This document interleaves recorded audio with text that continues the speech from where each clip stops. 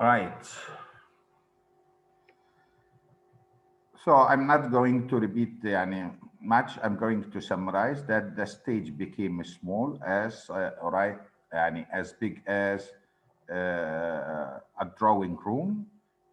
Why? Because the conflict is internal or either uh, uh, within familial or maybe right. It might be psychological conflict. Uh, Unlike the stage of William Shakespeare that covers right forests, I mean fields or palaces, or moving from one city to another and from one country to another, right?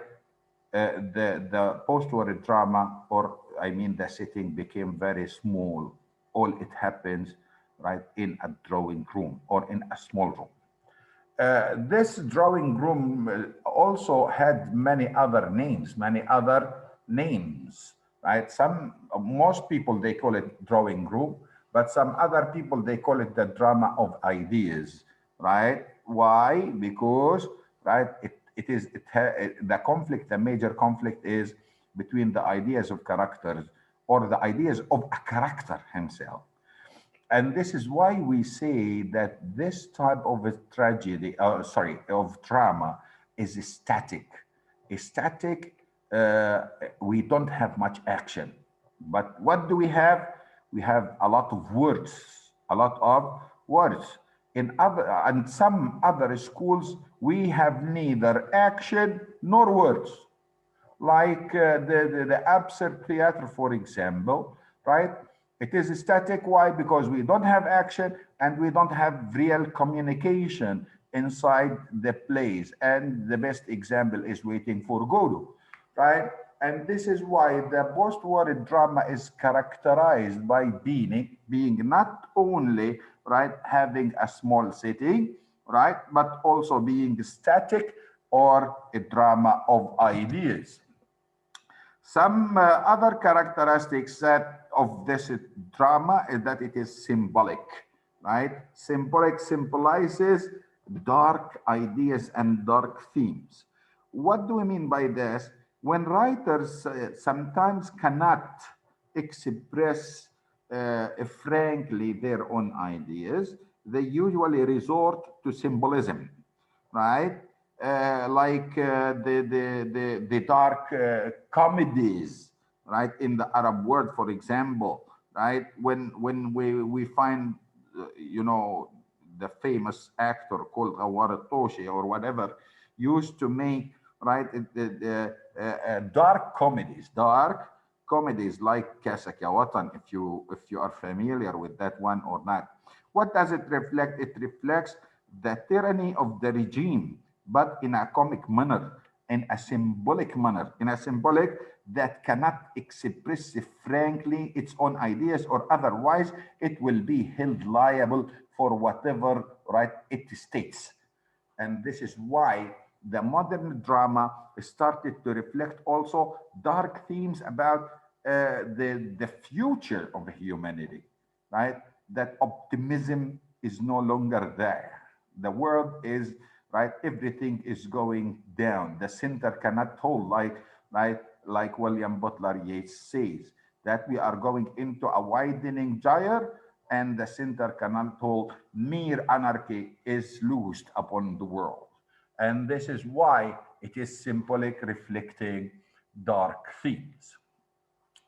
And also, right, we call it sensational drama. Sensational drama, right, that it plays on the feelings of the audience. It it wants to shock the audience, change their own feelings, to impress them, right? To go out of their delicious sloth, to go out of what we call it the state of indifference. So this tragedy came to move the audience from their state of indifference in order to give them feelings. Feelings of what? Feelings of not accepting the dirty reality that they are living. And this is why the tragedy worked as sensational, written originally to shock the audience, to impress them, to give them ideas, as if it is a wake-up call. A wake-up call, right? What is the world? The world around you is going down and you are doing nothing. You are doing nothing. So you have to do something, right? This is one of the functions and one of the characteristics of the modern drama. Also didactic, giving lessons, teaching, preaching, right? If you still remember when we talked about, okay, Bernard Shaw, when he used the stage as a platform to do what? Okay, to make socialist propaganda, to teach them socialism. The other types of tragedies, they were also making the same propaganda, philosophical propaganda, giving lessons about the meaning of life and how life is supposed to be and how it's supposed to be led, right? Teaching people what to do. And this is why we say it is didactic in nature as well. Also, the language used in writing, all right, the modern drama, we call it a language of protest. Some people, they call it not only protest, but a language of anger, right? We are not, familiar with this type of discourse in the Elizabethan drama, but in modern drama, you will find as if, right, the writer or the character, the major character inside the play, as if he's a public speaker, right? Where in the public garden of London, shouting in order to what? To teach people ideas, to wake them up out of what? Of their long nap, right? So the language is a language of protest and a language of anger.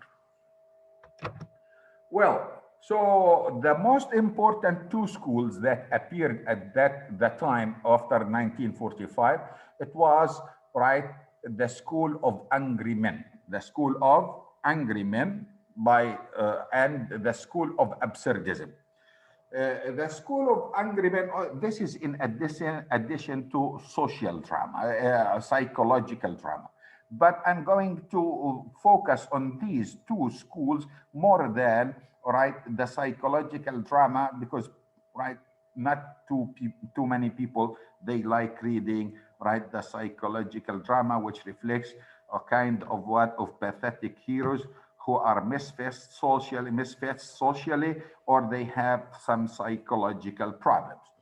But the angry men, right, or the School of Angry Men actually shaped the literature till now, right, till the beginning of the 20th century.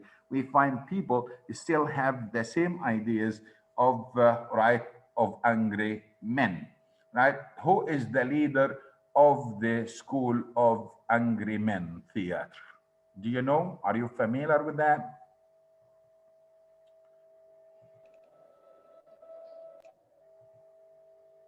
Anyone? Yes, Doctor. I think John Osborne. John Osborne. Who is George Osborne? He is the one that we are going to study, right? The first word for him, which is The founder of the Young Angry Men. Yes, John Osborne is one of the finest dramatists in the 20th century, right? He has his own, themes that we are going to go through today, right? After we finish talking about the development of drama, right? His school, and we will, be familiar with, the principles of his school after a while, right? He is talking about the young generation, right? Just imagine the young generation in Gaza Strip now in Palestine. They graduated from the university. They are highly educated. They are, distinguished students. After they graduate, what they are going to do? They are going to suffer the depression of unemployment. They will do nothing, or maybe they will sell coffee, right? And or maybe having a candy stall, right? Although they are university distinguished students and graduates, yet the situation is very difficult, right? Why? Because of unemployment, because of the economic depression. And the same state was prevailing in England after, right, the war, right? And we find that a lot of the graduates, right, especially from the Labour, right, Party, or the followers of the Labour Party that came to rule for the first time after the Second World War, yeah, highly educated, they graduated from the university, but they get no job. They are not hired. Why? Because the regime is still the same. The regime has not changed. The values in the English society did not change. Was dominated by what we call it the conservatives. The conservatives. And therefore, although that England was ruled after 1945, you know, right?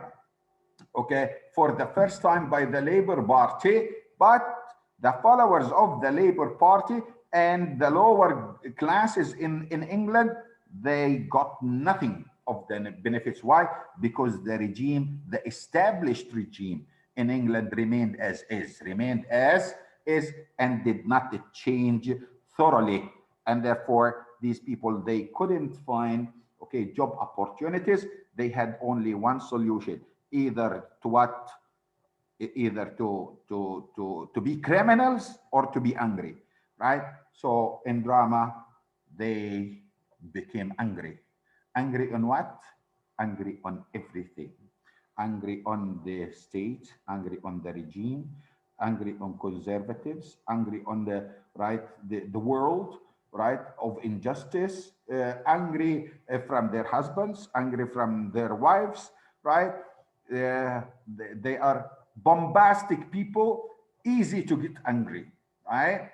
If they had a problem outside, they will come back at home in order to be angry with their own children and with their own wives, right? They will be angry even with everything, including the voice of what? The voice of the Adhan, for example, or the voice of the bell of the church, right?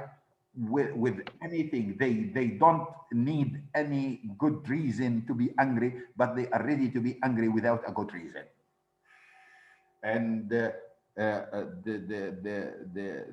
our writer is actually reflecting this type of generation, right? Which is actually the victim of the state, the victim of the regime. Another school. I'm sorry, Yes, please. can I interrupt? Yeah, Isn't the leader of the theater of the absurd actually Albert Camus? I'm not talking about Like the absurdism. French author. I'm not talking about absurdism, Rahaf. I'm talking about the angry men. Oh yeah, sorry. Well, now I'm going to start talking about absurdism, right? The absurd theater, right, took another, right, path, another way, not being angry, but it tried to reflect the insignificance of our own existence. So absurdism is a kind of a philosophical school that was developed from, all right, what we call it, okay, the existentialism. Existentialists believed that this universe is actually, right, not a good place to live in, and we are powerless as a human being to make it a better place to live in. We cannot do it better. And our existence is actually a kind of insignificant existence. The absurd theater, they have the same ideas of existentialism. They believe in the the kind of existence which is actually a journey of toil, but at the same time you are achieving nothing. You are achieving, right, nothing. We call it the Sisyphean world. If you are familiar with Sisyphus, Sisyphus is a semi-god, right?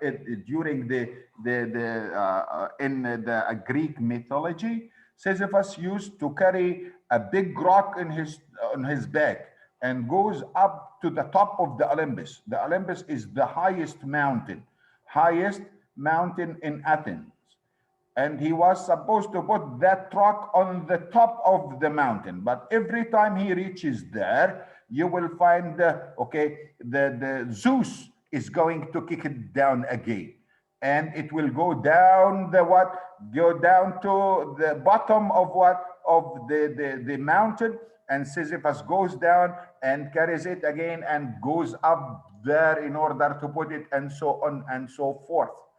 And Sisyphus here, does he do anything?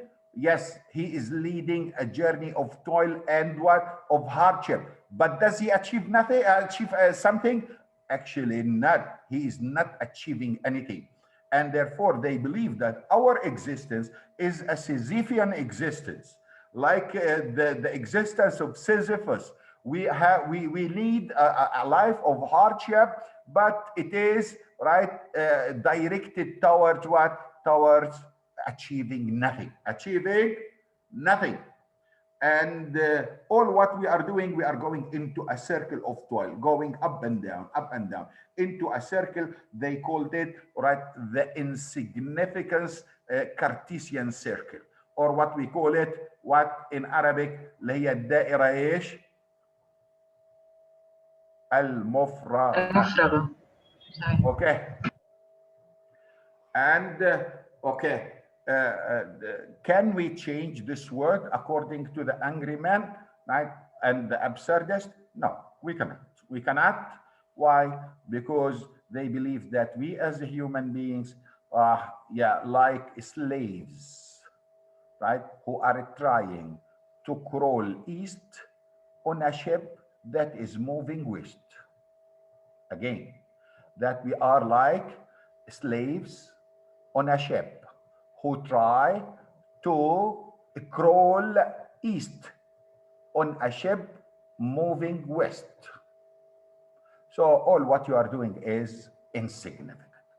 Out of this, right, Ahmad Dader, it refers to the conflict between the human tendency to seek inherent and the meaning of life. And tamam, ماشي الحال. Allah, you are good. Okay, fine. The myth of Sisyphus. Well, so these two schools dominated on literature, right? American literature at the end of the 20th century, it started to have a kind of difference, deviation from both schools, okay, to become more realistic, right, and not to be philosophical, because both of them are, right, I mean, these schools, they have philosophical background more than realistic background. So if we are going to have enough time, we might read one of the American, right, plays, 21st century plays, if we have time. Well, okay, so what were the major playwrights? Samuel Beckett is the leader of what? The leader of right, the absurd movement, or the absurd theater, and his best piece is Waiting for Godot. Harold Pinter is the one who established the psychological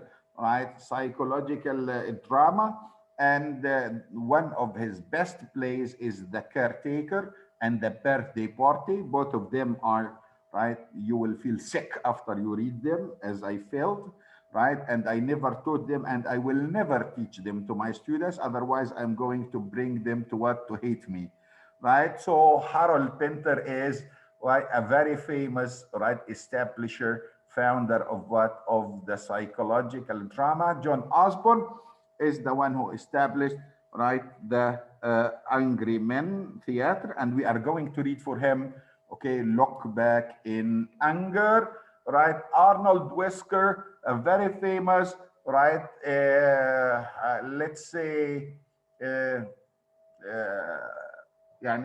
working class writer. He wrote about the problems of the working class, but in the same manner of John Osborne.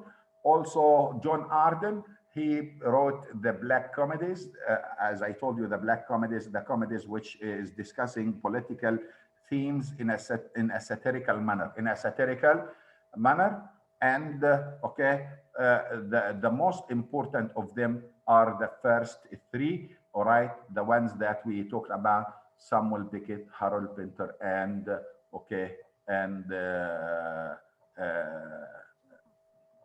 who is he? I forgot. Go back, right?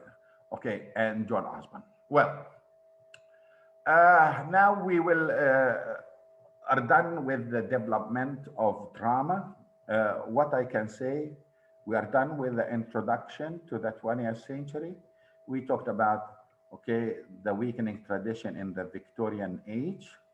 We talked about the literature of the 20th century, right? What made the greatest change? Then we talked about the development of poetry, right? And how different it is from the Victorian poetry. Also, we talked about the difference between the fiction of the Victorians and the fiction in the 20th century, and the drama in the Victorian age and the 20th century.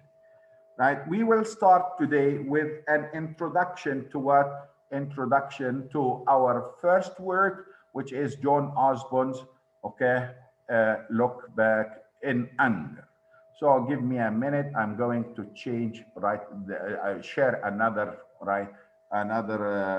presentation.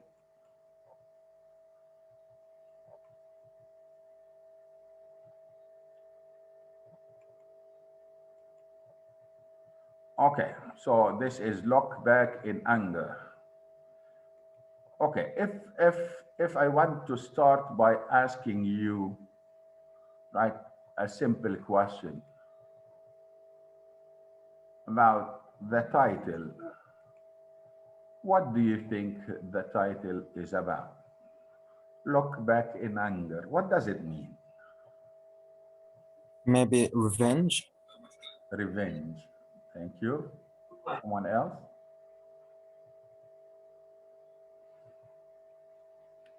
Someone else? Hate. Yes. Rahaf?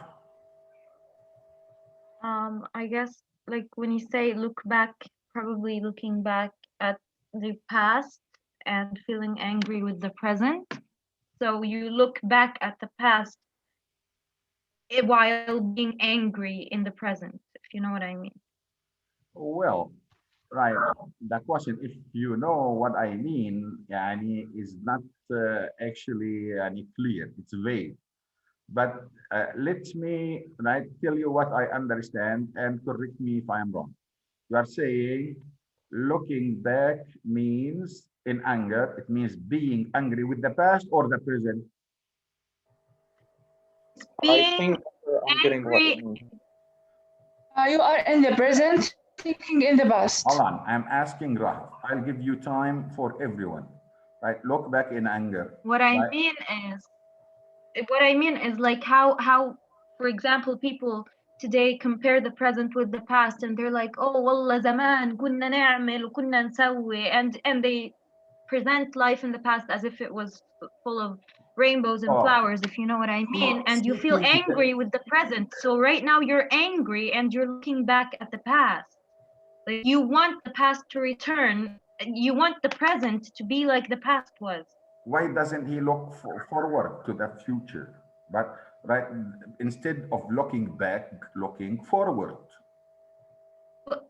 I guess because this was written in a very, very, very dark time. Like so some people kind of lost hope of the future. Thank you. Nadia, شفتك رافعة ايدك. Nadia? Yeah, well, I wanted to say something about like absurdism and existentialism, and like, I forgot to lower my hand back then. Okay. Yeah, would you say something? Yeah. Yeah, well, what can I say about like absurdism or? Do you want me to repeat about something about the existing? No, I don't. No, I just want to ask like, no, not to repeat, but from what I now is that like absurdism and existentialism are like the same thing, but like I thought that like existentialists, they were like people who only thought that the essence of life is not determined by God but by people themselves. So I thought that they had a somewhat optimistic look at life, that like people determine the purpose of their life and the essence of it, and that is kind of the opposite of absurdism. Isn't that true? Oh, right. It's not actually precise. Yani, the first part, right, is like this. That you mentioned that they have nothing, that it is not determined with God. But on the contrary, they believed that this world cannot be changed by the action of man. They never believed that it can be changed by the action of man. But living the moment, it might be what it might be part of their own thinking. I mean, right? As long as life is like that and it is not going to change, why don't we live the best of it, right? So it is not the opposite of, actually they both of them, they have the same thing. That one of the famous quotations, right, said by, right, Jean-Paul Sartre, right, and he is the greatest essentialist, right, of the 20th and 19th century, that man is not qualified enough to make this world a better place to live in. I repeat that again. Man is not qualified enough to make this world a better place to live in. What do you understand? It means that man cannot make this world, but he can make it worse to live in, but he cannot make it better. Can I say something? Yeah, please. I once read that existentialism isn't actually a school. Like, there aren't a set of rules that all of existentialists shares. There are many existentialists, and each one of them has a certain idea, but they all agree on one thing, and that is life doesn't have meaning. Some of them believe that we are free, completely free, and that makes life scary. Some believe that we are enslaved. Some believe in God. Some don't believe in God. So, But, like, all right, as I said, existentialists. Rahab, okay, the mainstream believed in what I said, which is also another quotation for Sartre. Yeah. Jean-Paul I'm Sartre. not going against what you said. It is the freedom of the slave, right, to crawl east on a ship that is moving west. Yes. Again, it is Yes. the freedom of I'm the not slave. going against what you said. Yeah.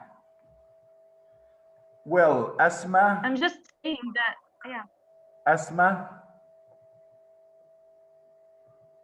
Oh, yes, doctor. I wanted to say that about the name Look Back in Anger, that may we not to be sorry about the past or regret, that we have to look in anger about past. So anger here is for the past or for the present? For the past. For the past. How about the present? That we Why have is he maybe looking to look. anger? Why is he looking in anger about the past? Can I answer? Yes, doctor. All right, Noor Grab. Yes. Maybe I think he looked back in anger because he reached a situation in present time, like he lived a bad life in a present time, and these are the results of what happened in the past. Good. Okay, Sarah So he Hamad. is. Sarah Hamad. Yes, I think that's because his anger in the present is because of what happened in the past. So his situation, his bad situation now, is because of what happened after the World War, the Second World War. So the wars caused his or affected the social and political situation. So he believes that what happened in the past is what prevents him to achieve his dreams and aspirations. How can the past prevent you from Yes. seeking the future? Because what happened in the past, the political situation, the war, is what prevents him, is what puts him in a bad social situation, in a bad situation. So he cannot achieve his dreams. He cannot be in a good position because of the political situation that is a result from the past, from the war. Okay, thank you. Ahmed Dadir.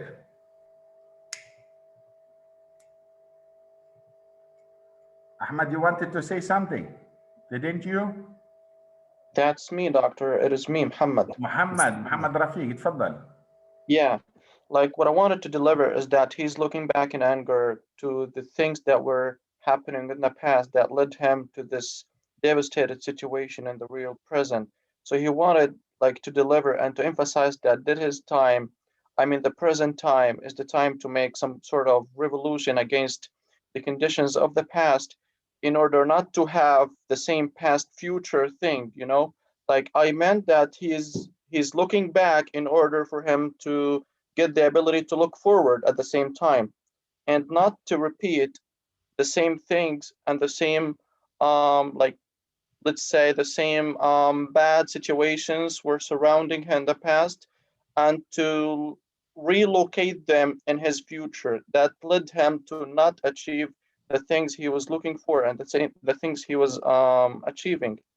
Okay, thank you, Muhammad. Very thoughtful. Excellent. Okay, Batul Matar. Yes, doctor. Actually, look back in anger. I think maybe because the present is worse than what happened in the past. We talk about in the 20th. There's more wars. There's the situation is worse. They were pessimistic more than being optimistic. So I think it's like if you want to compare with the situation for us now, we looking back, we look to the past and say, I think the present is worse. Looking to the situation in Syria and Libya and most of the Arab world.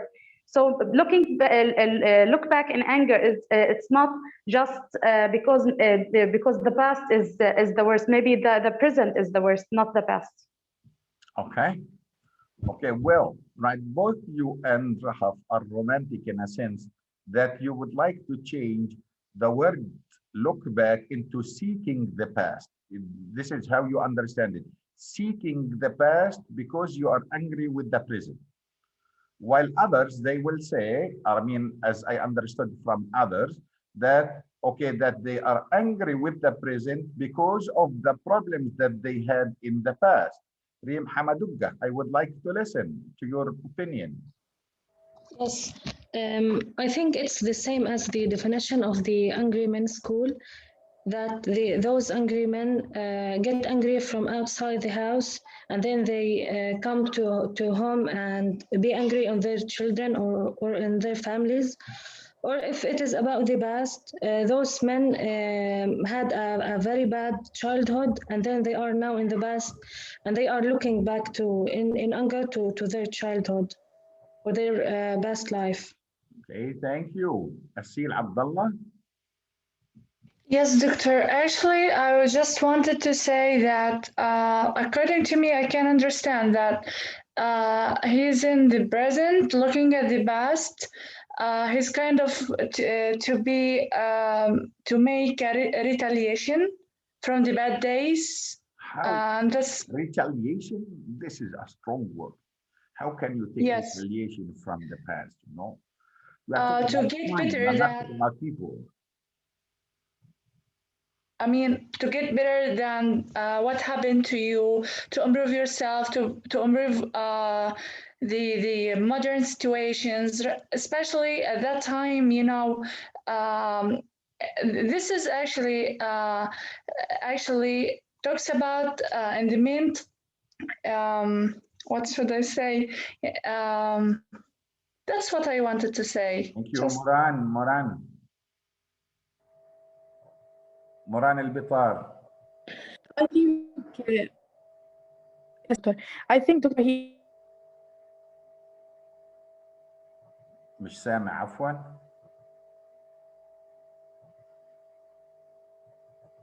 ملك حجازي.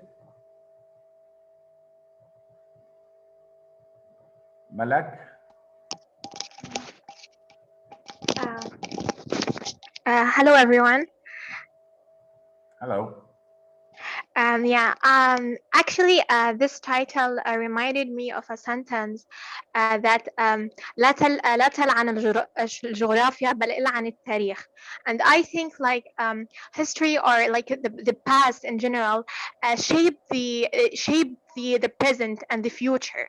So that's I think that looking back in anger, because we should يعني, he says that we should be mad at what happened in the past that shaped and it changed the present. Thank you. مران كمان مرة مرام الباري Yeah, مرعي عفوا what? مرام Maryam يلا. Abdelbari. The title is not clear, but what I understood from it is that the writer regrets doing something in the past, and now he's in the present, and he doesn't want to repeat what happened in the past, or deals with this situation the same way he did in the past.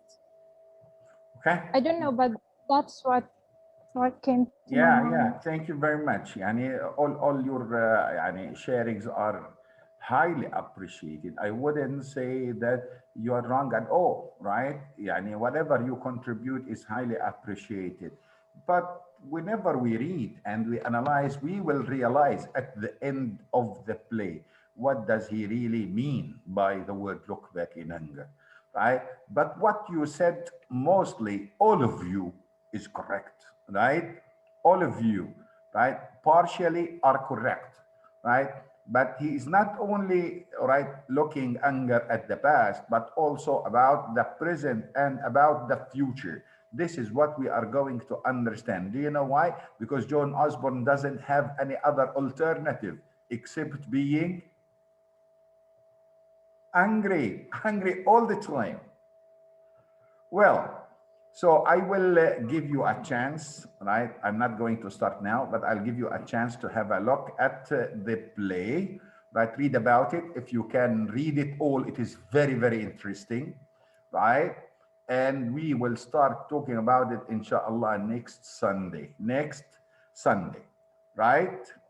So I don't like to start something without giving you enough time to read about it. So read about it and we will start discussing it, inshallah, next Sunday. If you have any questions, please ask before I ask you to leave. Okay, I think I found the answer. Right, Sarah, تفضلي. Yes. He's angry of his mother, and he's angry because he couldn't help his father. Okay, thank you. But his father was in the past or at prison? In the past. In the past. And at present, he's angry with whom? With his he's angry with his wife and with his friend. ايش دخلها في الموضوع؟ No, doctor. Maybe he's angry. He directs his anger towards his wife and his friends. Is this fair?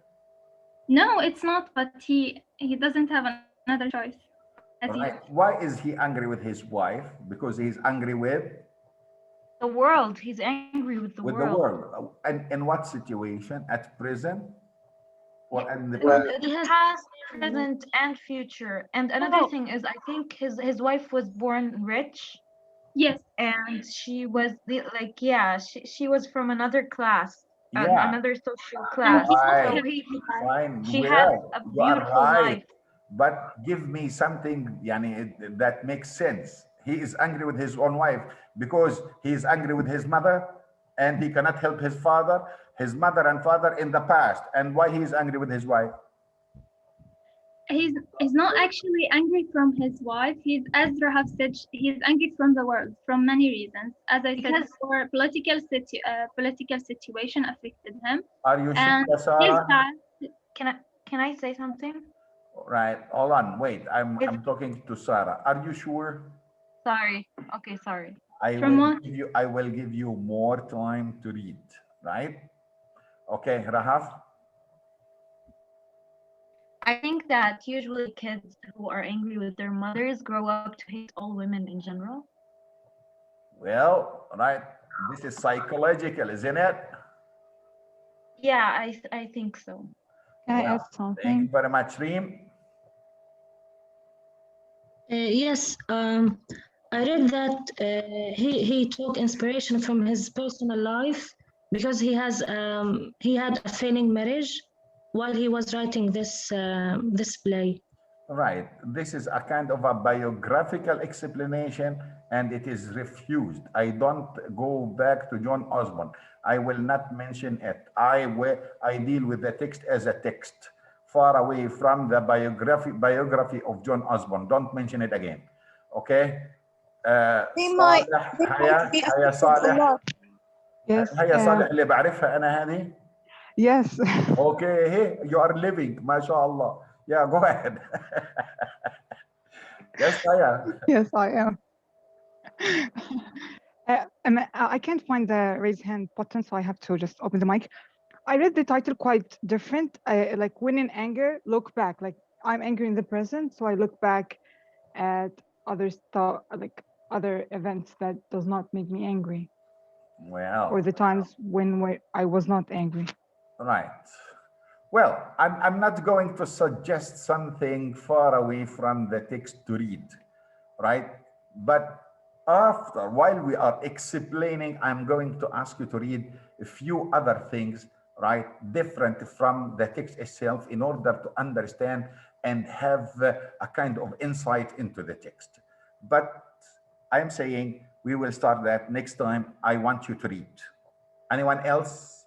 أسيل ارفع ايد Yes, رفع doctor. ايدك زمان انت يا أسيل. إذا ما عندك سؤال please raise down, I mean put down your hand.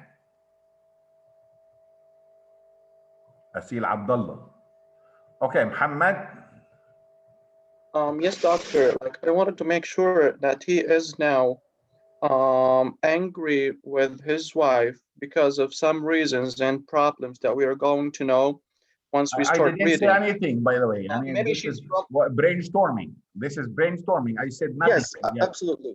Right. I said nothing. Yeah, but I'm getting to my point here. Yeah. Now, maybe because she's from a different class, she was silent. This is not a matter, but I think that he is angry at his father's legacy and his parents' legacy that led him to the situation he is living in his present. And when he looks back and be sad to his at his father, I think this is something symbolic because his father and his parents' legacy represents his past. And he's not only angry at his parents, left out to him, but he's angry at the past that his parents lived in. So all what he is suffering from in the real present day time is because of the things that happened in the past and led him to live and to struggle, whether with his wife, whether with his work, or whatever he is facing in his real present time. But all of these things يعني أنا بذكرني بالفلسطينية. الفلسطينية وين ما يروح بتكون المشكلة برا الدار بيرجع يقتل مرته ويقتل أولاده وبناته. بالضبط ما لها علاقة. والله يا دكتور. Can I add? Yeah, please, Sarah. Right. Yes, I just said that Sarah Kalou first, then Sarah Hamad. Okay. سحر كالو عفوا. سهر يا الله دايما انا بتلخبط في اسمك يا سهر. يلا ماشي الحال. No, it's okay.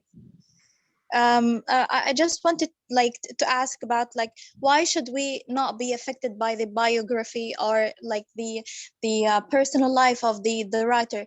Like most of the writers, they write their reflecting their own personal experience. So why should we distance ourselves from the biography or the personal life of okay, how much sure you are, right, that it reflects his own, I mean, do you have a kind of a tangible evidence? You don't have a tangible evidence, and this is why we say we are not supposed to be biographical in our own analysis. Why don't we deal with the text as a text far away from the writer himself? Let's say that we are dealing with the text, we don't know the writer is John Osborne. In this case, right, we must not, resort, to the life of William Shakespeare, for example, because of writing Othello. Yes. Right. Yes, the text is the text. Yes. Yeah. Rahaf? Rahaf? Yeah, my question is, yeah, I actually have a question regarding Yeah, next please, go ahead. lecture.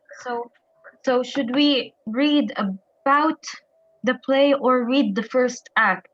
Right. Read the first act Okay. and about the play. Yeah, so both, like, yeah, of course we're gonna do Yes. both. The first act must be read. Right. Anyone else? Okay then guys. نراكم الأحد القادم إن شاء الله. الله يعطيكم ألف عافية ومع السلامة. يعطيك العافية دكتور.